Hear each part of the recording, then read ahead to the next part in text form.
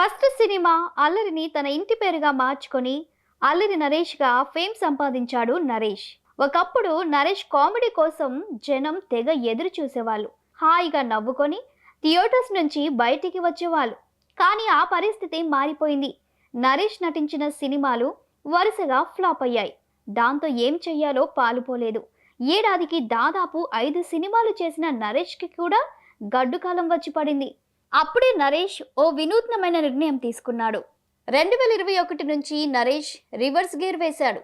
అప్పటిదాకా కామెడీని నమ్ముకున్న ఈ హీరో అప్పటి నుంచి సీరియస్ సినిమాలపై కాన్సన్ట్రేట్ చేస్తున్నాడు. ముందుగా సూర్యప్రకాష్ డైరెక్షన్లో నాంది మూవీ చేశాడు. అది సూపర్ హిట్. నిజానికి నరేష్ పర్ఫార్మర్గా ఎప్పుడో తనని తాను ప్రూవ్ చేసుకున్నాడు. గమ్యంలో గాలి సీనుగా, శంభో శివ శంభోలో మల్లిగా, ప్రాణం చిత్రంలో శివుడిగా తన నటనతో అదరగొట్టాడు. కానీ నరేష్ మాత్రం కామెడీ సినిమాలకే ప్రాధాన్యం ఇచ్చేవాడు. జనం కూడా వాటినే బాగా ఆదరించారు. ఇప్పుడు మాత్రం కంటెంట్ ఉన్న కథలనే నరేష్ ఓకే చేస్తున్నాడు. అయితే నాంది తర్వాత అలాంటి హిట్ ఇంతవరకు పడలేదు. ఇట్లో మారేడుమిల్లి ప్రజానికం, ఉగ్రం, సభకు నమస్కారం, బచ్చలమల్లి, 12A రైల్వే కాలనీ ఈ సినిమాలన్నీ నరేష్ అంచనాల్ని తిప్పికొట్టాయి. ఒక్కటి కూడా హిట్ కాలేదు.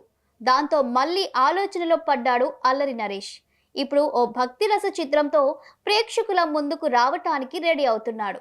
ఆ మూవీ పేరు కనకదుర్గ.